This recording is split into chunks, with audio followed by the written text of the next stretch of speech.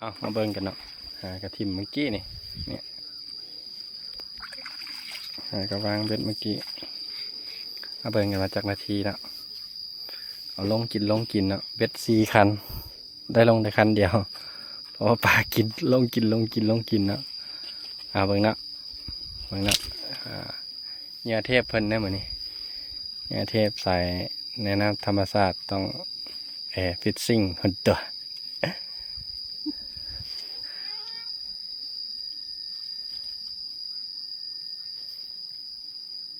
เบิ่งเนาะวันจังนาทีมันสิแดก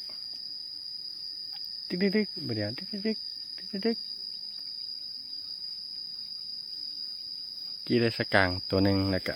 เลนไฟนี่ตัวหนึ่งขักสุด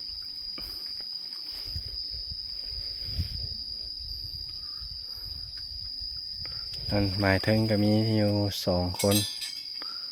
อยู่รวมเฮาก็มีแต่2 คนเฮากายนั้นว่ามี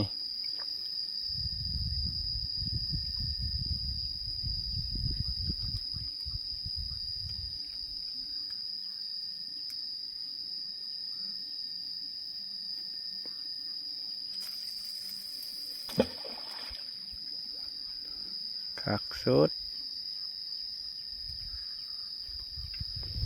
มึงนะจับน้ำบัวทันได้แบบนี้นะ2 คันพอแล้วกินน้ำบัวทันนะวันหนึ่งติ๊งนิ่งแหละ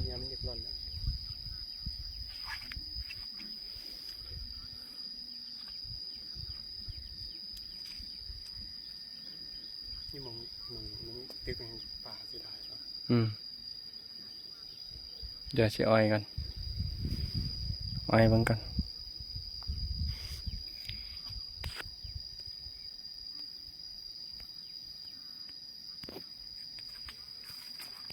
มาเบิ่งกันเนาะ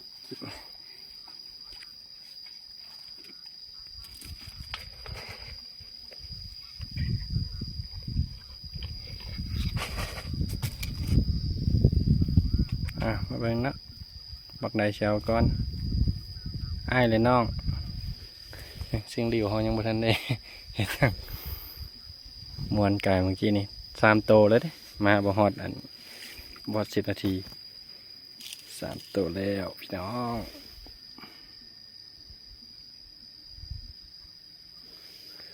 เดี๋ยวมึงถ่ายคลิปมันคือเมื่อกี้ตอนนั้น ยังวะแม่งงานคลิปบ่งานคลิป